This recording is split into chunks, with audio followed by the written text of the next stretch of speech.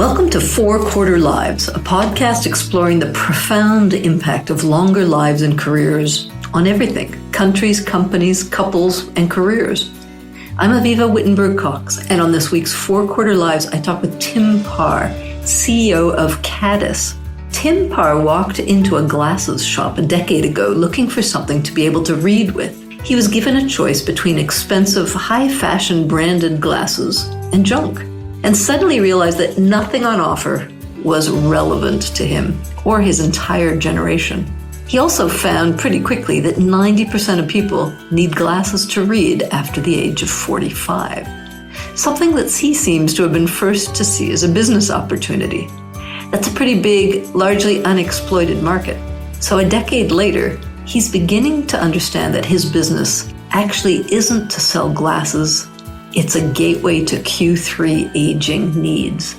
Not products for the older old of Q4, also a huge market, but for all of us still healthy, active, engaged Q3 folk that he's been marketing to since he started out with t-shirts in his very first company, and that so few brands want to engage with yet, or know how. Just check out his Caddis Life website in the show notes and the mission he's on, and you'll immediately see a different tone, language, and imagery. He described us and me better than anyone I've ever heard. I particularly liked his descriptor of our cohort as, "I don't care if you don't get it. I want to say it anyway." That just about sums up my entire career. So, Tim Parr, welcome to 4 Quarter Lives. I'm absolutely delighted to welcome the CEO of Caddis to this podcast. Thanks for having me. So, we have explored a few themes for this conversation, and I'm particularly excited because this is going to be a sort of two-sided coin. One, you're an entrepreneur leveraging the longevity economy. But two, you're also a really deep understander of what Q3 consumers might want. That sounds so frightening. And I think there are very few people who understand my brain as well as you do. I thought it was pretty frightening when you started reflecting me back at me. And I really want to share with listeners just how accurately you're reading kind of a whole generation and their expectations. But thanks. We're going to start with you and a little bit your story. You're, I think, what we could now call a serial entrepreneur since you're on your second business, and you've gone from bikes to glasses, which isn't the most normal. I mean, I guess there are two circles. I guess there's some architectural link. Give me a short explanation of where you started and how you flipped. I find it all very accidental, even from the get-go. So I started with clothing and had a company called Swobo that was started in Northern California and San Francisco. And then we went from clothing to bicycles. And that's really how I cut my teeth on communication with stuff. And because you have to communicate what your stuff's all about, you have to communicate with a certain target audience. So I really attribute that experience with the launch of where I'm at today. In terms of what you began to learn how to talk and connect with your own generation, is that? Yeah, at the time, I've been pretty myopic on marketing to people that I understand, people socially, culturally that I feel connected to. So when we discussed earlier, if I was in this role and if I had to lead a group of people to create a brand, strategy, marketing for people 18 to 25, I'm not the right person for that. So going back to my original company, Swobo, it was my target was me and my friends and everything like that. So it made it easier to get everything off the ground and to have confidence in the communication strategies, because you could just look at it and recognize, okay, is that right or wrong? And just keep moving and move fast and not designed by committee, not create marketing materials by committee. So it created a fluidity that was a luxury and with great learnings, to be honest. And then from that, I went on to Patagonia for a year and a half. And then I started a brand strategy consultancy, which dealt with really just big issues and steering big ships. So Kona mountain bikes, L.L.Bean, worked for Timex, did like various brands on various problems. So that's how I got into the business of stuff, things, and talking about them and figuring out how to cut through the noise. Because no matter what you do, there's just a saturation in capitalist societies of stuff. And I've never started with a bunch of money. And in fact, I feel it to be like a really toxic way of starting anything. There comes a point where you do need to have it, but in the gestation of the idea and even getting the idea off the ground and into the marketplace, the less money you have, the better. Keeps you clean and keeps you effective. Totally. And it keeps the brain going. Yeah. It's so easy to throw money at things that you don't understand instead of taking the time to try and understand them. So you did a whole bunch of things, communications, and ideas. Right. And then you came to a time of saying, that was nice, I need more. Yeah. At a certain age and stage that we can probably predict. Yep. And there was two different types of more. So when I had my brand strategy company, I remember walking out of this one client, and it was in South of Market in San Francisco. And I remember walking out on the street corner and saying to myself, I'm done. Like, I don't want to do this anymore. It's a lucrative profession. You make good money. And it became like, I finally got that idea of you need more to be whole than to just make money. And How long did that take you? How old were you then? How long did that take? 40s, I would say. 40s? Yep. Okay. Yeah. And yeah, so maybe late to that game. Sounds like a pretty predictable curve. So as we discussed, earlier, then I was semi-lost, went fly fishing in the Western United States and bumped into bluegrass music, which I'd never heard of, didn't know anything about. And it was at that moment that I realized that I wanted to learn acoustic guitar, form a band, and hit the road in a bluegrass band. And I spent probably a year and a half to 2 years getting my chops up to a certain level, formed a band, and did exactly that. And in that time frame, that's when I was working for my wife. So she had a business, and I couldn't rationalize just, I'm going to play guitar for 10 hours a day and everything's cool. Like, that doesn't fly. So worked with her on her business, doing marketing and design related things, and really grinded away at learning acoustic guitar, bluegrass, and then formed a band with a friend of mine, and off we went. So again, I'm struck by how many people at midlife feel like they need to nourish and explore the other parts of their talents and personality. And very often it does go from something kind of business mainstream to something just more creative and self-expressive. Yeah. And I don't really think about this stuff all that much. Someone pointed this out to me lately, and I've never thought about it, which is, he kind of looked at me and goes, you never think about your career. And it's true. I've never thought about my career. Is that typical of our generation, that we don't spend any time digesting the past and the path that we've been on? I would hope so. Because to like what worth? Do you sit and think about where you should be or what you ought have done? So from where you stand today, like looking forward or backwards, I don't know how much value it would have brought to me. The unexamined life. Interesting. Yeah. I'm always arguing with people at midlife that if you don't digest where you've been, it's hard to figure out what you've learned and what you might want to do next and explore next. Because you went on to something Well, then you spent a number of years kind of figuring it out.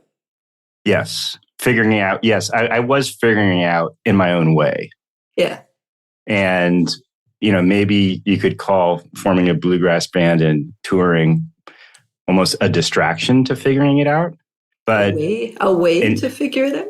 Maybe. I mean, this is all in hindsight, right? Absolutely. Oh, well, hindsight is a wonderful thing.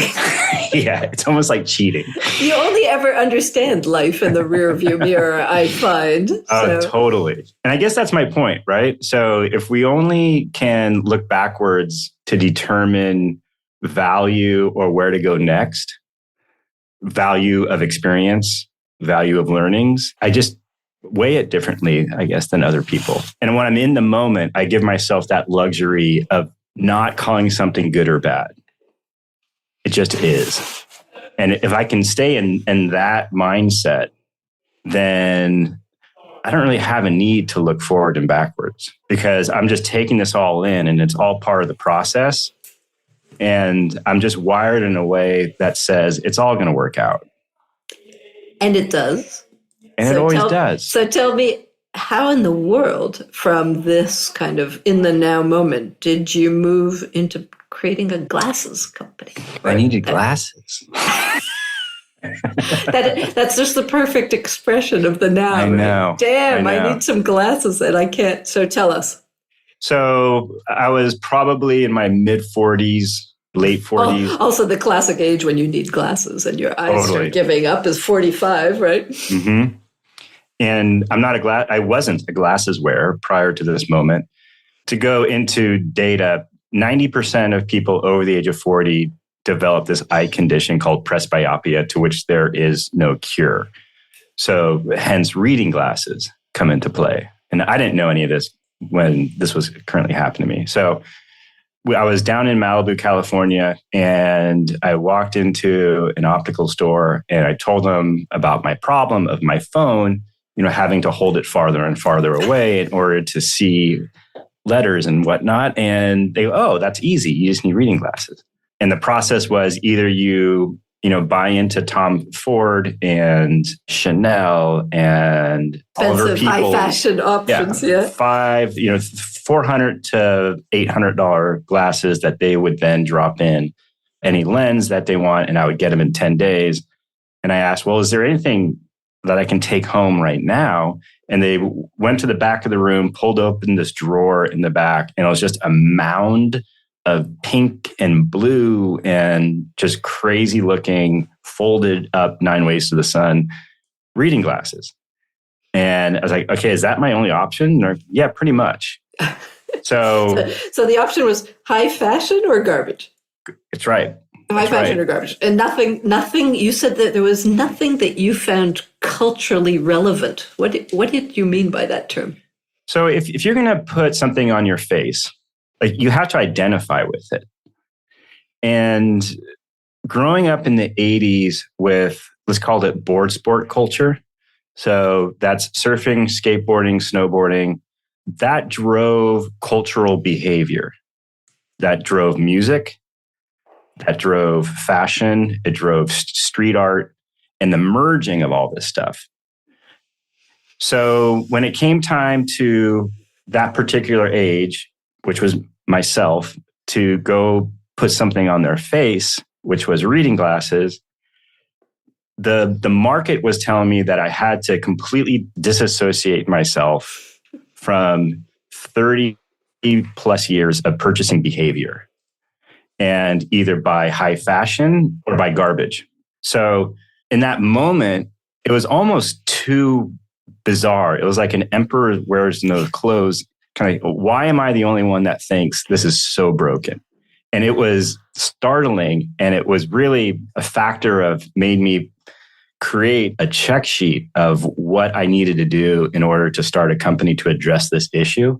It was massive. And right there, that day, you did that? Well, that day I started to go, yes. I started to say, like, okay, what do I need to do to make this happen? Like, what do I need to feel comfortable with to explore? And it checked all the boxes. Distribution, margin. My skill set is there any advantage with my skill set in the marketplace that I can leverage in order to have a competitive advantage towards what is currently out in the marketplace? So that is, the background of which I described in Boar Sports and that culture, the friends network that I have, people that I know that would rise to the occasion and help. Did I have all that in place in order to go at this problem? So what percentage of people over 40 wear glasses, reading glasses? So this statistic that I saw probably 5 years ago was 90% of people over the age of 40 at some point in their life are going to need reading glasses. So how could you have been the first to see this? Oh, it was frightening because I should not be the smartest one in the room. There's no reason for that. If I'm the smartest one in the room, I'm in the wrong room. I want to be in the other room. So... But truly, what is it with the segment that would have... Okay, so years looking at it. Yep, you're how many years in now? We've been selling, this is our beginning of the 6th year. Yep.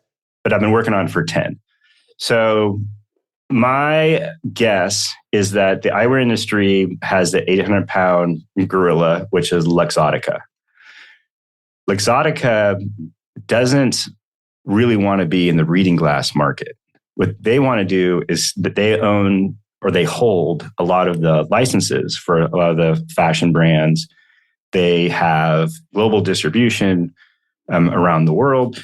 They have the second largest eye insurance company in the United States, I believe. They are massive. Reading glasses, just for our listeners, you might want to define them because I wasn't so familiar with this term. Reading glasses are those pre-prepared glasses. Magnification. Set magnifications that you can just buy off the shelf and you don't need the whole prescription and all that kind of thing. At $5 or $10 a pair. Right. So if you're Luxottica, you would rather have someone go to a doctor, get a prescription, get a custom-made lens, get a high fashion licensed frame. You would much rather have that than have them enter create the a whole $10. value chain. Yeah, you create a whole value chain that everybody can share. So that's half of it. The other half is the eyewear industry. For the most part, you can divide into two sectors. There's fashion and there's action sports. So, the skiing, snowboarding, surfing brands, and you have high fashion brands, neither of which want to create a product for an aging demographic. It goes completely against their brand platform. So the brands are youth oriented and inspired. And so they can't touch people with gray hair. Okay. Yeah. Having those two messages underneath the same brand umbrella, there's conflict and confusion and fear, to be quite honest, right? So if you're marketing something to a 20-year-old and you feel that you have to also have someone like us in their marketing in order to satisfy that segmentation, I wouldn't want to be in those marketing discussions. How do you divide that up and how do you preserve the authenticity for the 20-year-old and have some level of authenticity for the 55-year-old? Right. Okay. It doesn't segment. work. Okay. It took you 4 years to launch this idea. Why did it take you so long? You're a pretty experienced entrepreneur. What were you doing for 4 years? Just living in fear. trying to see better, I guess. So that's a great question that has no great answer. I can describe it in that's just how long it took to do it right. And I remember very specifically when I was raising money early on, I let that fact out, sitting around a table with a bunch of VCs. And one of them, kind of flippantly asked, well, how long have you been working on this? And at the time it was 4 years. It was right before we actually launched. And I told him, and he got really irritated and looks at me and goes, well, why is it taking so long? And granted, this was like probably the 40th, 50th meeting of trying to raise money. And then, so I threw it right back at him. I go, well, how long should it take? And of course, he didn't have an answer. But it's like we are so infatuated with speed in the business world, and it's complete BS. It is the death of anything good is if we're attached to a clock to which we have no control over. And I know, like, we always love to think that we have control especially in the business world of things. And if you're in consumer products, this might be different for tech. But in the consumer world, we have to react to human behavior to which you cannot map out. And when opportunities arise, you can strike. But to think that we have control over, things is something that it's one of my soapbox when I'm talking in colleges and to younger people who are starting things. Just like throw the clock out the window and don't even worry about it. Just do the right thing and the rest will fall into place. So is that why older entrepreneurs tend to be more successful? Because they have it's a little bit the luxury. Time is a luxury of you had the time, you could work for your wife, you could do all of this homework for years and years. Not every younger entrepreneur may be given, especially by the VCs, the kind that you were talking to, would be given the bandwidth to do that. Right. So be careful of who you take your money from. Yeah. I mean, where your money comes from is more important than the money coming at all. So is it a luxury? Yes. But is it available to everybody? Yes. Yeah. You can work your day-to-day job and put 2 hours a day or 1 hour a day into something else and give yourself 3 years and see what happens. That's a lot of time to put into something. Yes, it is a luxury. So patience as strategy.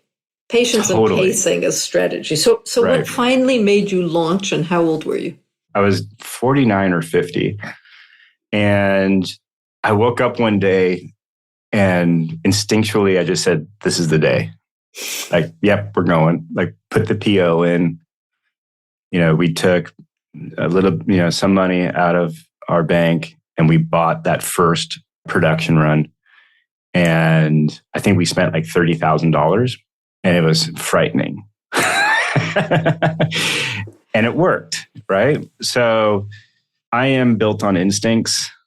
I'm not going to be looking at data to tell me when something's right to do it, because there's just looking forward. I don't feel that there's indicators that can tell me when the right thing to do is, because there's just 8 ways to look at it. But I love that you just launched this latest groove right as you were entering Q3. And we are on the 4 Quarter Lives podcast, right? So yeah, it's the best time to do it. Dream of doing something like this. Now, I want to switch over into this whole picture and understanding you have of this market. And you've been in design and marketing pretty well your whole life. And I love this idea that you've been marketing to the same people the entire time. What do you mean? You're just growing up with these people? They're growing up with you? Yes, and yes. I would say that when I was in my 20s, when I started my first company, it was very organic to market to our friends and create a buzz and excitement within markets and industries, because we just understood that depth of hitting the core, right? So if you hit the core, if you're looking at this like a archery target, if you concentrate on the core, the rings that are on each successive outside get affected eventually. Again, this is a time thing again. So go for those really core small markets, like the smaller the better, as long as they're influential. I'm going to say, let's call it 45 to 65. And it is the same people that I started with Swobo. And it's the same people that we're marketing to today. And it's just this understanding of where we all are in life, which helps us market, communicate, build a brand around this demographic. Yep. Because it's just a deep understanding of empty nesting. Yeah. It's a deep understanding of cancer. It's a deep understanding of, ailing parents. I can go on and on and on, but we wake up every day having an understanding of what our people are going through. So if that's the case, well, then let's talk to them and how can we help? And it's been that same group, to your point. And to get to your tone of voice question, that's why I put a lot of emphasis, and it probably irritates everyone who I work with to the nth degree, but I put a lot of importance on tone of voice because it has to be authentic and it has to be conversation. Copywriting, I don't know, you can hire someone for copywriting. And you really feel that as soon as you click into your website. It's shockingly fresh, new, and different from anything else. Thank you. Well, and it just, it's hilarious. I've shown it now to a number of people, and it just resonates. It's like, why have I not seen this before anywhere? It's very powerful. It's really quite astonishing. Oh, good. Thank you. I appreciate that. What works with Q? What is it? Because I can't quite read the recipe. I look at the website and I can't quite read the recipe. So what works with Q3ers? And what is this conversational style that? I think what I described is having an understanding of where that demographic is at. Like, what's that audience dealing with? And how do we want to avoid irritating or something? I take that back. Sometimes irritating is part of it. Again, that's like authenticity. Mm-hmm. So not playing it safe with what we want to say and making sure that we say it and just saying it. And not trying to be cute or not trying to be... I love this quote you gave me. You basically described me when you said that this group don't care if you don't get it. I want to say it anyway. That's right. That's right. My husband totally agrees with this. And what's interesting, like try and be, and this is like competitive advantage. If you are sitting in a marketing department of a large company, like to me, that's the right thing to do. Like a brand should have the power to say what it wants to say, regardless of capitalism. Yeah. Like capitalism aside, what's your why? And why do you even matter? And if you truly do matter, then you should be saying things that are going to help people. So one of the things that you say on your website really powerfully is what we look like at this age and stage in all our full, wrinkled, untouched beauty, which is also incredibly rare still. Yeah. We're starting to see it a bit. A little bit. It's coming. It's coming. We're seeing it in Hollywood. We're seeing it in movies. We're seeing it in music. We are seeing it in fashion. Our friend Bobby Brown, who has Jones Road makeup company, fashion beauty company is a correct term. Sorry, Bobby. But she's really tuned into it. And it's cool to see this movement gaining traction. And let's see where it goes.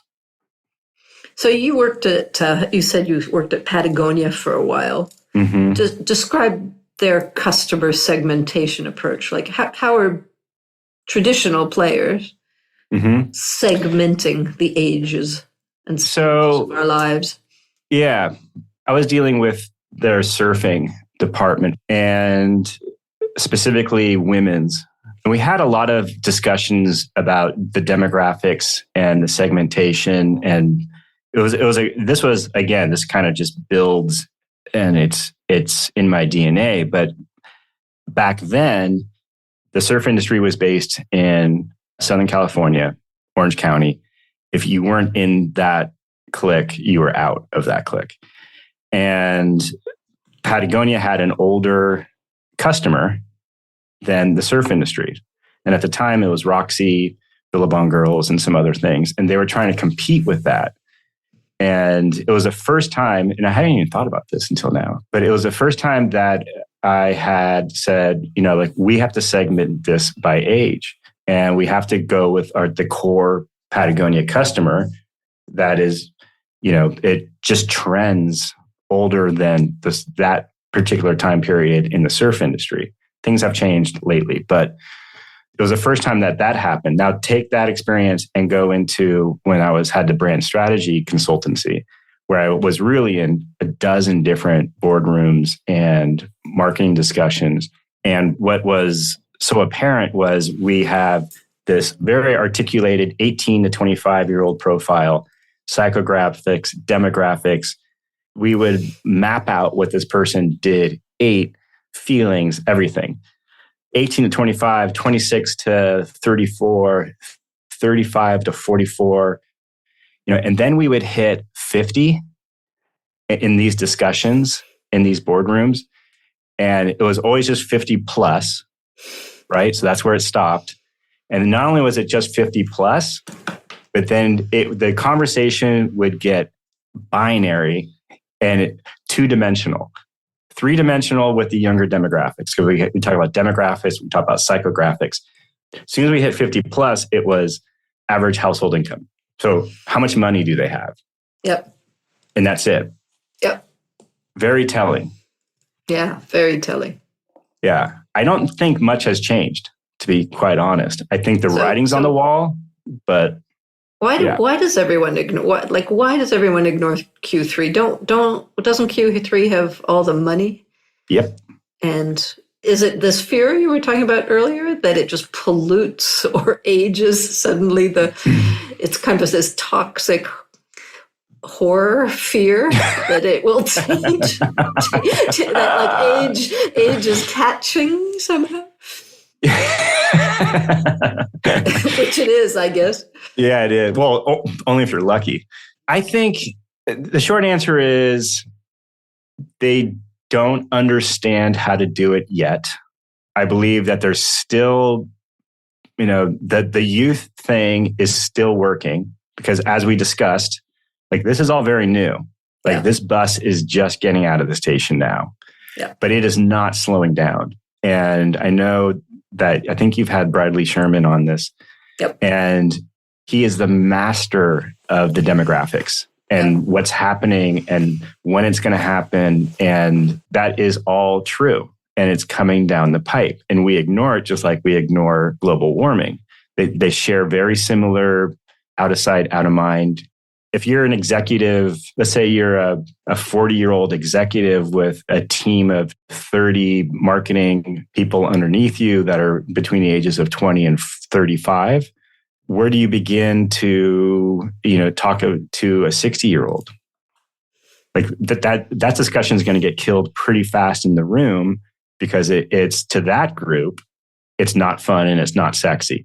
Yep, absolutely. So does we're it going to see require it getting older folk into the marketing department? Yeah. Do you think it's going to be an internal age balance that helps us address this market better? It's certainly going to help. Yeah. It's certainly going to help. And there's going to be a shared wisdom up and down that multi-generational workforce room. Issues. Yeah. Yeah, which is all good. It'll come. Any predictions on when? You say it's emerging. It's emerging. Give me a year prediction. I hate time. I hate time. Okay. By the end of your Q3, it'll be there, right? That's correct. Okay. You say your mission is bigger than your product, Tim. What do you mean? So our why came secondary. And I was raising money. I was raising money because reading glasses sucked. And I had a better design, I had a better product, higher quality, better experience. In one of the meetings, someone, I don't know if you've seen one of our boxes, but on the bottom of the box, there's this quote about aging, and it's just super fun. And I put it on there because when I had the first round of packaging, this was just white, and that seemed like a big wasted opportunity. So the person read that and they went, well, what's this? I go, I don't know. I just think that that whole 50s, the new 40 and 60s, the new 50 and 40s, the new 30, I don't get it. And I don't get it. I think you should just own it. Meeting was over. But you can't do that. No one wants to believe that the age that they are. Everyone wants to believe that they're 15 years younger. Boom, done.